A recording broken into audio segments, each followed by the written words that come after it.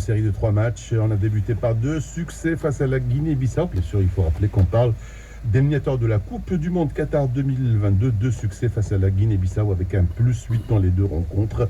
Demain, on va disputer le 3e match. C'est un match en retard dans le cadre de la 2e journée qui devait avoir lieu à Conakry début septembre, qui a été reporté. Le Maroc, demain, à partir de 20h, rencontre la Guinée. C'est la Guinée qui reçoit les Lions de l'Atlas. Rappelons que nos joueurs qui étaient à Casablanca sont rentrés hier matin avec une balade sur la plage du côté de Salé pour un petit peu déstresser avant de reprendre le travail le soir. La Guinée également qui a joué donc à Agadir la veille est rentrée à Rabat. Elle a eu une séance d'entraînement à l'annexe du complexe Moulay Abdullah. Les 2 équipes se retrouvent demain. D'autres matchs ont eu lieu hier concernant la 4e journée avec le Nigeria qui se ressaisit en battant chez elle il y a 48 heures, donc il y a 72 heures, du côté de Lagos 1-0. La Tunisie, après 3 succès, a été accrochée à Nouakchott face à la Mauritanie 0 partout. Et Madagascar a surpris la RDC 1-0. La Tanzanie qui relance le groupe en battant le Bénin à Cotonou 1-0 avec un buteur qui joue dans notre championnat, Foufa, le joueur du Wydad de Casablanca. La suite demain avec un alléchant Libye-Égypte. Et reparlant de l'équipe nationale marocaine Esmer, aller à une victoire d'une qualification pour le 3e tour avant la 5e et 6e journée prévue novembre prochain. Donc en cas de succès, demain on sera qualifié pour le 3e tour. Et l'on connaît, il y a une petite esquisse, donc on a pu faire rapidement les possibles adversaires des Lions de l'Atlas lors du 3e tour. Rappelons, on est actuellement 4e, voire même 3e, on devance l'Algérie de quelques points dans le classement FIFA. Il y aura 10 équipes qui seront qualifiées pour le 3e tour.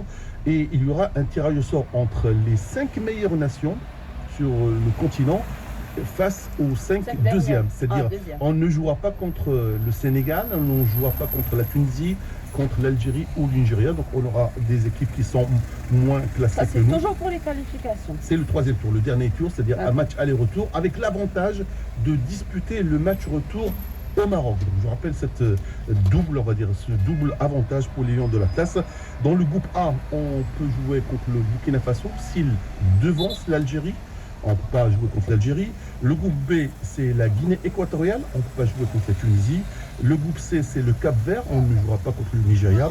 Le groupe D, il y a 2 gros morceaux africains, la Côte d'Ivoire et le Cameroun qui se disputent le ticket, donc la première place. Pour le groupe E, c'est le Mali et l'Ouganda qui disputent la première place.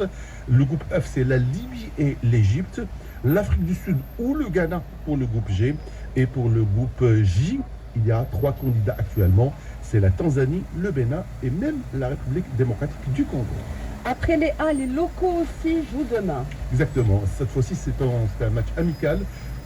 Série de 3, après un succès 7-2 face à la Gambie A, 2-0 face au Sud-Soudan. Demain, on jouera au complexe Moulay Hassan Araba face au Sierra Leone. Les hommes de Hossein Amouta préparent la Coupe arabe des nations prévue début décembre prochain. Le Maroc sera dans le groupe avec l'Arabie Saoudite, la Palestine et la Jordanie. Les filles de moins de 20 ans qualifiées pour le 3e tour des éliminatoires de la Coupe du Monde. Le chemin reste long. Il y aura 5 tours pour pouvoir décrocher un ticket pour le Costa Rica. C'est la Coupe du Monde prévue l'année prochaine. 40 pays inscrits sur le continent pour ces moins de 20 ans filles et 2 places seulement. Le Maroc a déjà passé 2 tours. Il y aura un 3e, 4e et même un 5e. Le dernier, ce week-end, on a éliminé le Bénin malgré un nul 2 buts partout à Rabat. Au match aller à Cotonou le week-end dernier, on avait gagné 2-1. On jouera contre le Ghana ou le Burkina Faso. D'ailleurs, on a demandé à Patrice Cordoba, c'est l'entraîneur de l'équipe nationale des juniors, comment il voit l'objectif, bien sûr, face à la qualification. On a l'adversaire.